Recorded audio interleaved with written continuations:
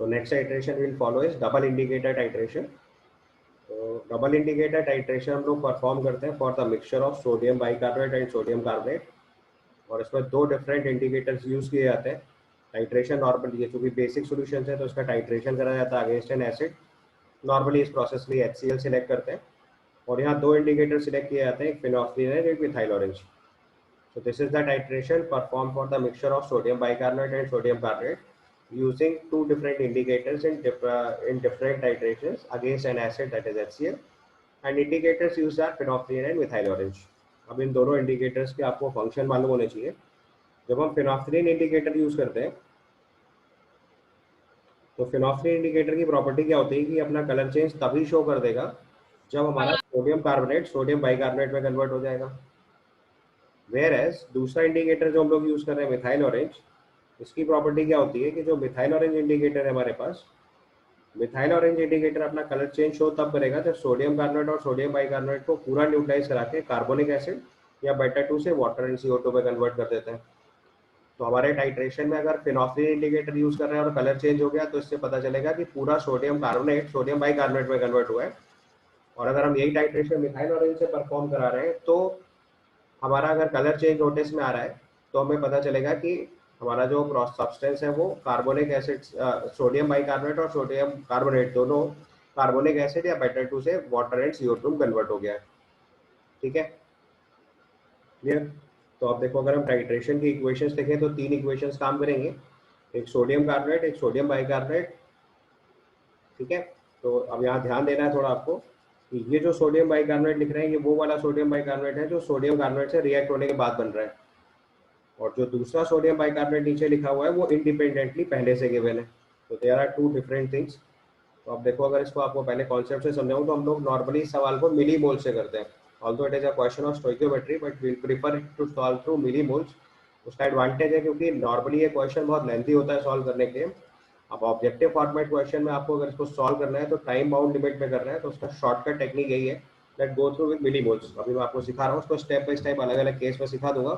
अगर आप केस याद रख पाओगे तो ही आप इसे ऑब्जेक्टिव टाइम फ्रेम लिमिट में सॉल्व कर पाओगे, otherwise subjective time frame limit में ये क्वेश्चन बहुत बड़ा होता है, तो उस केस में आप इसे अगर सॉल्व कर भी लोगे तो आपको एडवांटेज नहीं मिलेगा। तो अगर इस क्वेश्चन का आपको एडवांटेज उठाना है एग्जाम में, दैट मीन्स आपको टाइम बाउंड लिमिट में करना है। तो जो टेक्निक या जो ट्रिक मैं आपको सिखा रहा हूँ आपको उसी से सॉल्व करना है। So the procedure over here is कि हमने सोडियम कार्बोनेट जो है इसको अगर A मिलीमोल एज्यूम कर लिया और सोडियम बाइकार्बोनेट हमने B मिलीमोल एज्यूम कर लिया जो हमारे इनिशियल सैंपल में प्रेजेंट है। तो जब सोडियम कार्बोनेट HCl से रिएक्ट करेगा तो इसका 1 मोल इसे 1 मोल से रिएक्ट कर रहा है, तो Na2CO3 का 1 मिलीमोल A मिलीमोल HCl के A मिलीमोल से रिएक्ट करके सोडियम बाइकार्बोनेट का A मिलीमोल फॉर्म करेगा। और अब ये जो A मिलीमोल बना है ये फर्दर रिएक्ट कर जाएगा HCl से, तो ये A मिलीमोल फिर से A मिलीमोल्स ऑफ HCl से रिएक्ट करेगा और finally water and CO2 convert हो जाएगा। जबकि B millimole of sodium bicarbonate B millimoles of HCl के साथ रिएक्ट करेगा। ठीक है, तो अब देखो यहाँ पे कॉन्सेप्ट क्या हो, पहले रिएक्शन से समझ गए। तो अब कॉन्सेप्ट है, अगर हमारे पास सोडियम कार्बोनेट स्टार्टिंग में A मिलीमोल और सोडियम बाइकार्बोनेट स्टार्टिंग में B मिलीमोल्स हैं और उसको हम HCl से टाइट्रेट कर रहे हैं, सो a mixture of sodium carbonate and sodium bicarbonate titrated against HCl। तो आप देखो, अगर हमने एक mixture of sodium carbonate and sodium bicarbonate titrate करा जिसके मैंने मिलीमोल्स आपको स्टार्टिंग में मेंशन करके दिए, इसके मिलीमोल्स A हैं और इसके मिलीमोल्स B हैं। तो अगर हम इसको एसिड के अगेंस्ट टाइट्रेट कर रहे हैं, acid is let's say HCl, तो फिनोल्फथालीन इंडिकेटर की प्रेजेंस में अगर टाइट्रेशन करते हैं तो मैंने अभी आपको सिखाया था कि फिनोल्फथालीन इंडिकेटर में केवल इतना HCl यूज होगा। तो जब इतना HCl यूज होगा तो we can write millimoles of HCl will be equal to A। लेकिन जब आप मिथाइल ऑरेंज इंडिकेटर यूज करोगे तो in case of methyl orange indicator ये भी HCl लगेगा, ये भी HCl लगेगा और ये भी HCl लगेगा। तो total amount of HCl will be 2A plus B। तो मिथाइल ऑरेंज इंडिकेटर के केस में millimoles of HCl 2A plus B के इक्वल होगा। फिनोल्फथालीन इंडिकेटर के केस में मिलीमोल्स ऑफ HCl जो है that will be equal to A। बस ये अगर आप ट्रिक डायरेक्ट याद कर लोगे तो क्वेश्चन सॉल्व करना आपके लिए बहुत कन्वीनियंट हो जाएगा। जो भी मिक्सचर ऑफ सोडियम बाइकार्बोनेट और सोडियम कार्बोनेट दिया उसमें millimoles of sodium carbonate and sodium bicarbonate assume कर लो। फिनोल्फथालीन इंडिकेटर में जो भी मिलीमोल्स ऑफ HCl होगा उसको A के इक्वल करो। मिथाइल ऑरेंज के केस में 2a प्लस बी के इक्वल करो। अब ए और बी में देखो दो इक्वेशन है, तो पहली इक्वेशन से ए आ जाएगा, दूसरे वाले इक्वेशन में ए को सब्स्टिट्यूट करके बी सॉल्व कर लेंगे। This is a way to solve a question. तो डबल इंडिकेटर टाइट्रेशन के मैंने अलग अलग केसेस बना दिए। सबसे पहले केस को मैंने बोला mixture is titrated separately using 2 indicators. तो एक बार फिनॉक्सिलिन के साथ टाइट्रेट करा, एक बार मिथाइल ऑरेंज के साथ टाइट्रेट किया। ये सबसे एलिमेंट्री केस है जिसमें ए मिलीमोल्स ऑफ Na2CO3 और बी मिलीमोल्स ऑफ NaCO3 लिया है। HCl के साथ टाइट्रेट कर रहे हैं, you in presence of phenolphthalein indicator titrate करेंगे तो मिलीमोल्स ऑफ HCl ए के इक्वल आएगा। और मिथाइल ऑरेंज इंडिकेटर के साथ टाइट्रेट करेंगे तो millimoles of HCl 2a plus B के इक्वल आएगा। ऊपर वाली इक्वेशन देख के आप समझ सकते हो। अब दूसरे केस में क्या करा कि इसी मिक्सचर को हमने पहले HCl के साथ टाइट्रेट करना शुरू किया फिनॉक्सिलिन इंडिकेटर के साथ। फिनॉक्सिलिन इंडिकेटर से टाइट्रेट करने के बाद जब फर्स्ट पहुंच गए तो उसके बाद आपने सेम सॉल्यूशन को आगे कंटिन्यू कर लिया टाइट्रेशन में using methyl orange indicator till the second and point. तो इस केस में अगर हमें डील करना है तो फिर से फिनॉक्सिलिन इंडिकेटर के साथ अगर हम टाइट्रेशन कर रहे होंगे तो HCl के मिलीमोल्स तो ए ही लगेंगे, उसमें तो कोई डिफरेंस है नहीं। लेकिन जब मिथाइल ऑरेंज इंडिकेटर के साथ आप टाइट्रेट कर रहे होंगे तो चूंकि ऑलरेडी Na2CO3 का ए मिलीमोल रिएक्ट हो चुका है, तो फर्दर टाइट्रेशन में मिलीमोल्स ऑफ HCl कितना लगेगा, a प्लस बी। बस इतना करेक्शन कर लेना है। समझ आया कॉन्सेप्ट? जब आप फिनॉक्सिलिन इंडिकेटर से टाइट्रेट कर रहे हैं तो ये a मिलीमोल लगेगा, और जब मिथाइल ऑरेंज इंडिकेटर से टाइट्रेशन करेंगे तो चूंकि ये स्टेप ऑलरेडी हो चुका है, कंटिन्यूएशन में टाइट्रेशन है, तो अब केवल ये दो स्टेप टाइट्रेट होंगे, तो कितना HCl लगेगा, a प्लस बी। पहले क्या था, दोनों इंडिविजुअल टाइट्रेशन थे, तो फिनॉक्सिलिन के केस में केवल a लग रहा था, और मिथाइल ऑरेंज के केस में दिस वन और दिस वन, ये दोनों तीनों यूज हो रहे थे, तो हमने 2a प्लस बी लिखा था। अभी केस में क्या हो रहा है कि टाइट्रेशन को कंटिन्यू कर दे रहे हैं विद सेम इंडिकेटर, और सेम सॉल्यूशन को टाइट्रेशन में कंटिन्यू कर दे रहे हैं with using a different indicator. तो उस केस में क्या हो जा रहा है, उस केस में हमारा जो वैल्यू हो जा रहा है वो क्या हो रहा है कि फिनॉक्सिलिन के केस में मिलीमोल्स ऑफ HCl जो लग रहा है that is actually equal to a, और मिथाइल ऑरेंज इंडिकेटर के केस में जो वैल्यू लग रही है वो एक्चुअली में 2a प्लस बी लगता था, बट a ऑलरेडी टाइट्रेट हो चुका है फिनॉक्सिलिन के साथ ही, तो वो दोबारा तो लगेगा नहीं, तो मिथाइल ऑरेंज में कितना वॉल्यूम लगेगा HCl का, a प्लस बी। ठीक, तो अगर सेम दो अलग अलग टाइट्रेशन परफॉर्म करते हैं तो मिलीमोल्स ऑफ HCl a और 2a प्लस बी लगता है फिनॉक्सिलिन और मिथाइल ऑरेंज इंडिकेटर के साथ। और अगर एक ही टाइट्रेशन को कंटिन्यू कर देते हैं तो फिनॉक्सिलिन पे a लगेगा, मिथाइल ऑरेंज के केस में a प्लस बी लगेगा। समझ गए? तो केस 3 में मैंने बोला कि जो मिक्सचर है उसको हम सेपरेटली टाइट्रेट कर रहे हैं, दो इंडिकेटर यूज करके फिनॉक्सिलिन और मिथाइल ऑरेंज, बट जो एसिड यूज कर रहे हैं वो है H2SO4। तो एसिड H2SO4 और HCl में अंतर क्या है, HCl एक H प्लस देता है, H2SO4 दो H प्लस देता है। तो जहाँ पे HCl के 2 मिलीमोल लगेंगे वहाँ H2SO4 के एक ही मिलीमोल से काम चल जाएगा। तो इसका मतलब आपके जितने मिलीमोल्स ऑफ H2SO4 आ रहे हैं उसको आप डबल कर लो, तो वो मिलीमोल्स ऑफ HCl की तरह काम करेगा क्वेश्चन में, और फिर ऊपर वाले दोनों केसेस की तरह आप सवाल सॉल्व कर सकते हो। जैसे मैंने केस 3 को केस 1 का अगला केस बनाया हुआ है, तो जहाँ पे आपको मिलीमोल्स ऑफ H2SO4 लिखना है, उस जो भी मिलीमोल्स ऑफ H2SO4 आ रहा है उसको डबल कर लो, तो मिलीमोल्स ऑफ HCl के इक्वल हो जाएगा, राइट। या फिर अगर आप सीधे मिलीमोल्स ऑफ H2SO4 ही लिखना चाहते हो तो दूसरे साइड में जो आपने a और 2a प्लस बी लिखा है उसको हाफ करके लिख लो। तो अगर हम इस चीज को भी अप्लाई करेंगे यहाँ पे, तो अगर फिनॉक्सिलिन इंडिकेटर और मिथाइल ऑरेंज इंडिकेटर के साथ अगर हम दोनों टाइट्रेशन परफॉर्म कर रहे हैं, तो in case of phenolphthalein indicator अगर हम लिखेंगे सबसे पहले, तो मिलीमोल्स ऑफ H2SO4 अगर लिखेंगे तो मिलीमोल्स ऑफ H2SO4 जो हो जाएगा वो HCl का डबल है, तो यहाँ पे 2 इंटू मिलीमोल्स ऑफ HCl भी लिख सकते थे। तो इक्वेशन के हिसाब से क्या आना चाहिए था, a, तो उसको हमें H2SO4 के केस में क्या लिखना पड़ेगा, a/2। ठीक है, और दूसरे वाले केस में मिलीमोल्स ऑफ H2SO4 लिखेंगे, अब की बार क्या आएगा, 2a प्लस बी आना था, तो 2a प्लस बी में 2 से डिवाइड करेंगे तो a प्लस b/2 हो जाएगा। ये कॉन्सेप्ट समझ में आया? तो हम पहले 2a प्लस a और a 2a प्लस बी लिख रहे थे, उसकी जगह क्या लिखेंगे, a/2 और a प्लस b/2। ये देखिए अपने आप सेम रिजल्ट आ जाएंगे। तो केस 3 में देखो, अगर हमने एसिड HCl के H2SO4 लिया, मैंने देखो इक्वेशन बैलेंस करके लिख दी है, बट ध्यान रखना एग्जाम में ये ना लिखना पड़े, आप HCl की जगह तुरंत H2SO4 को सब्स्टिट्यूट करना आना चाहिए। अब यहीं पे और तीसरा एसिड H3PO4 कर देते हैं, तो जहाँ H2SO4 H3PO4 का 1 मोल लगता है वहाँ HCl के 3 मोल लगते हैं, ये चीज़ बाई 3 कर देते हैं। ठीक है, समझ में आया? तो अब यहाँ देखो इसका अगर a मोल रिएक्ट कर रहा है तो a/2 मोल H2SO4 रिएक्ट कर रहा है, यहाँ इसका a मोल रिएक्ट कर रहा है तो a/2 फिर 1 रिएक्ट कर रहा है, और यहाँ इसका b रिएक्ट कर रहा है तो ये b/2 रिएक्ट कर रहा है।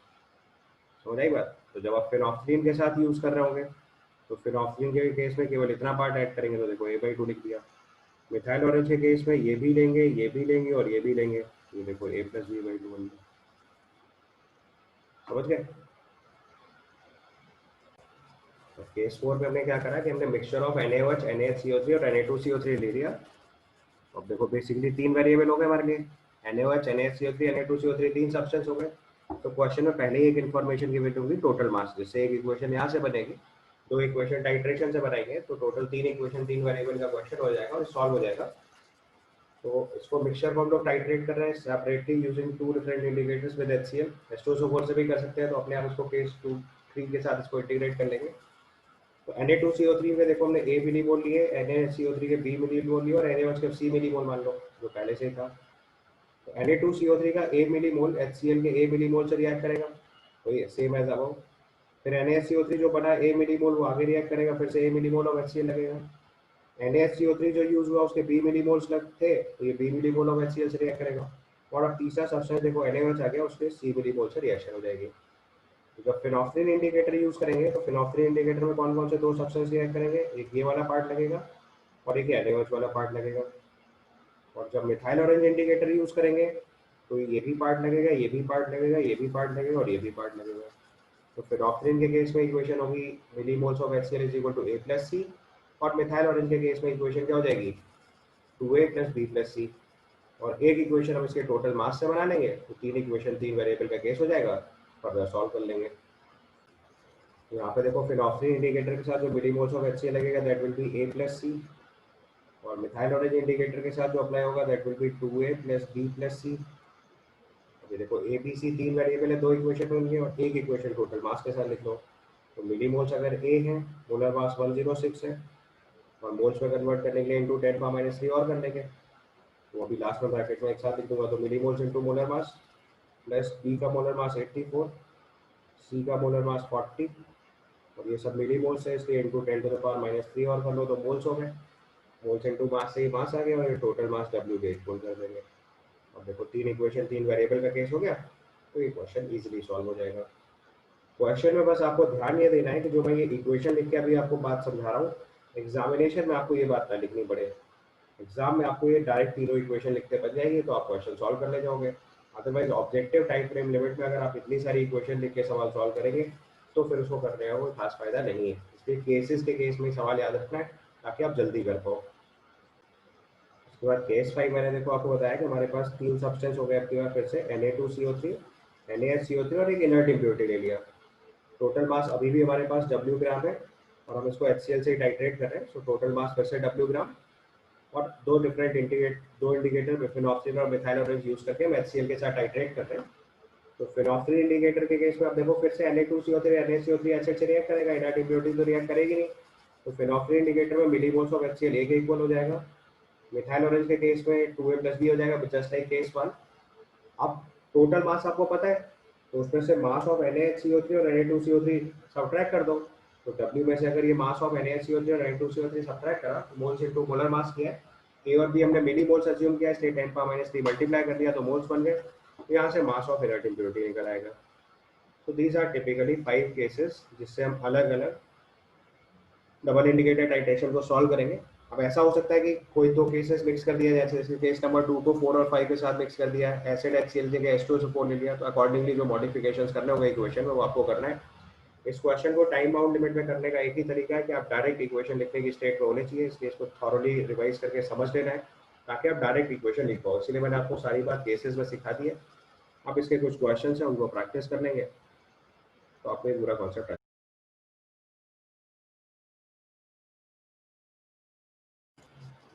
So now write down a problem.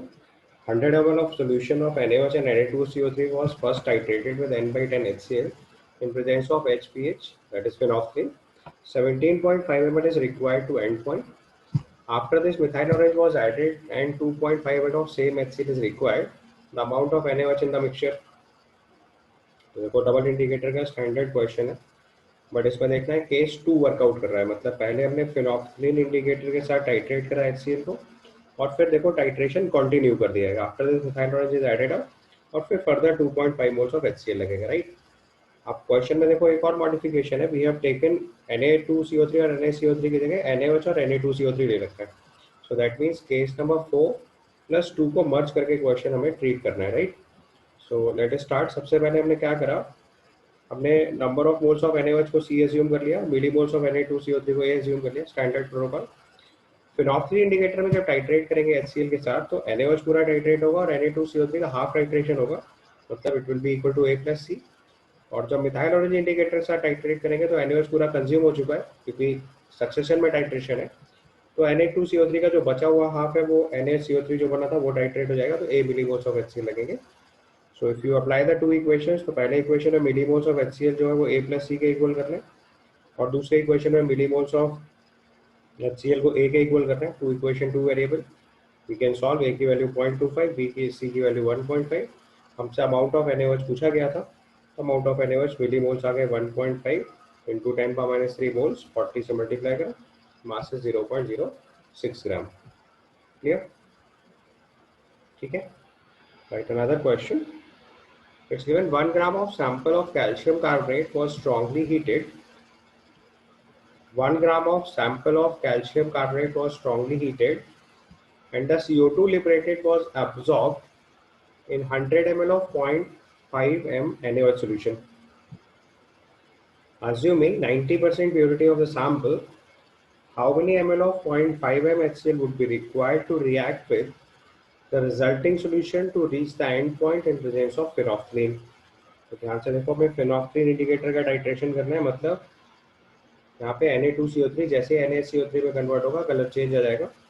Starting में देखो हमारे पास 1 ग्राम कैल्शियम कार्बोनेट है, इसकी 90% प्योरिटी दे रखी है। तो if we write the equation, it becomes calcium carbonate on heating gives CaO plus CO2। 1 ग्राम का 90% प्योर मतलब 0.9 ग्राम, और 0.9 बाई 100 करेंगे तो मोल्स ऑफ कैल्शियम कार्बोनेट आ गए। अब जो कैल्शियम कार्बोनेट के मोल्स हैं उसके 1 मोल से देखो जो अमाउंट ऑफ CO2 फॉर्म होगा दैट इज 0.19 बाई 100 या सिंपली 9 मिलीमोल्स। नेक्स्ट स्टेप में जो CO2 है उसको NaOH से रिएक्ट करा रहे हैं, तो अगर CO2 हमारा NaOH से रिएक्ट करेगा तो CO2 plus 2 NaOH gives Na2CO3 and water will be formed। अब 9 मिलीमोल अगर हमारे पास CO2 है और NaOH हमने लिया हुआ है 100 ml 0.5 m, तो इसके मिलीमोल्स हो गए 100 इंटू 0.5 मतलब 50 मिलीमोल्स। सो लिमिटिंग यहाँ पे हुआ कार्बन डाइऑक्साइड, तो थोड़ी देर बाद जीरो हो जाएगा। 1 मोल ऑफ CO2 से 2 मोल्स ऑफ NaOH रिएक्ट करेगा तो 9 मिलीमोल से 18 मिलीमोल NaOH रिएक्ट करेगा। सो 50 में से 18 रिएक्ट करेगा, that means 30 millimoles of NaOH is left. And with 1 mole of CO2 we get 1 mole of Na2CO3, so 9 millimoles of Na2CO3 will form. So now finally after this reaction, in the reaction vessel we have two substances, एक NaOH और एक Na2CO3। तो ये भी देखो double indicator titration का question हो गया। So there we have 32 millimoles of NaOH and 9 millimoles of Na2CO3। तो जो हमारा C है वो 32 हो गया और जो A है वो 9 millimoles हो गया टेक्निकली। तो फिर से इक्वेशन अप्लाई करेंगे तो फिनॉक्सिल इंडिकेटर के प्रेजेंस में मिलीमोल्स ऑफ HCl होगा, that will be equal to A+C basically. So 32 + 9, right. So 0.5 into V को हम लोग 41 के इक्वल करेंगे, यहाँ से वॉल्यूम सॉल्व करके लाओगे तो it comes out to be 32 ml। Clear. फिनॉक्सिल इंडिकेटर के केस में जो रिएक्शन होगी उसमें NaOH कंप्लीटली न्यूट्रलाइज होगा और Na2CO3 केवल कहाँ तक न्यूट्रलाइज होगा, NaHCO3 के साथ। तो Na2CO3 अगर NaCO3 में कन्वर्ट होगा तो 1 मिलीमोल ऑफ Na2CO3 से 1 मिलीमोल ऑफ HCl रिएक्ट करेगा। So millimoles of HCl is simply A+C, जैसा पिछले क्वेश्चन में किया था। तो वॉल्यूम आपका आ जाएगा 82 ml। Clear. So now the third question, this is typical double indicator type question. So इसमें गिवन है, given two mixtures NaOH and Na2CO3। तो हमने एक मिक्सचर NaOH लिया और एक Na2CO3 लिया। So I have assumed that NaOH is A millimoles and Na2CO3 is, let's say, B millimoles।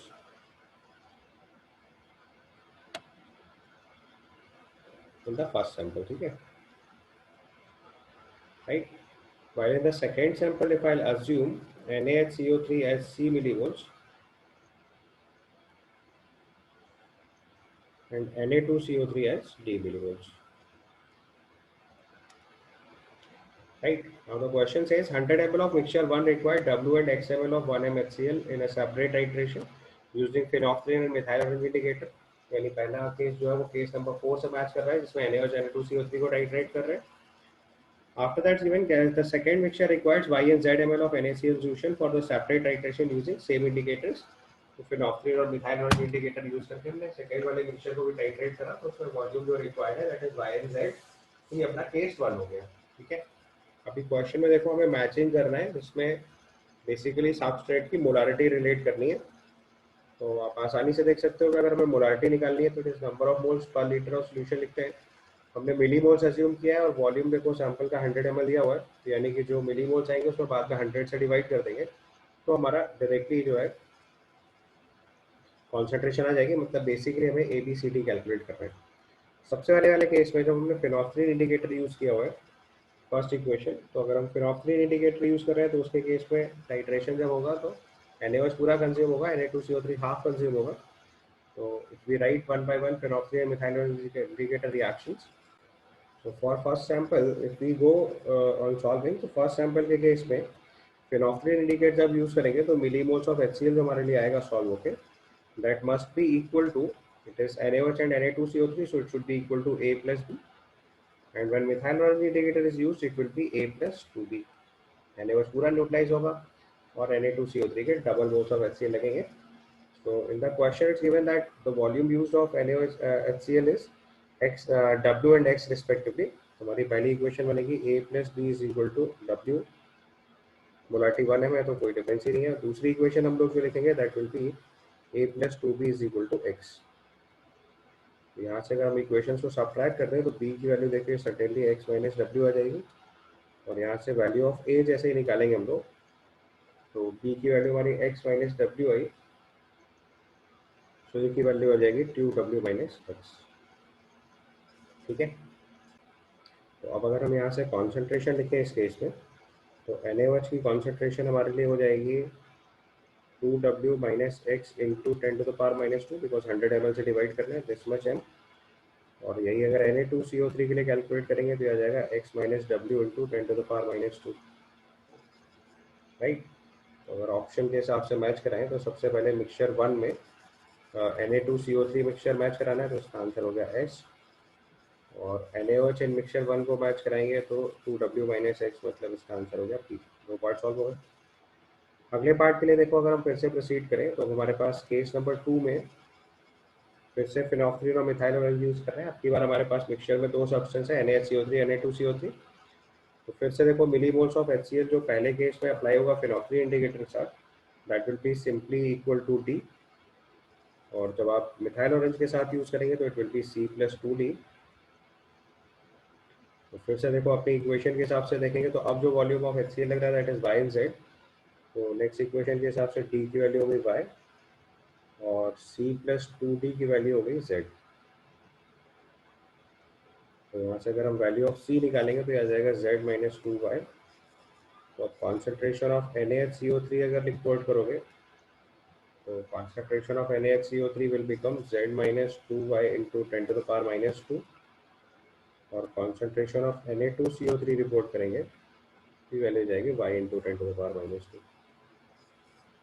फिर से ऑप्शन मैच करा दीजिए, तो NaHCO3 की concentration Z minus 2Y, so that means it becomes Q।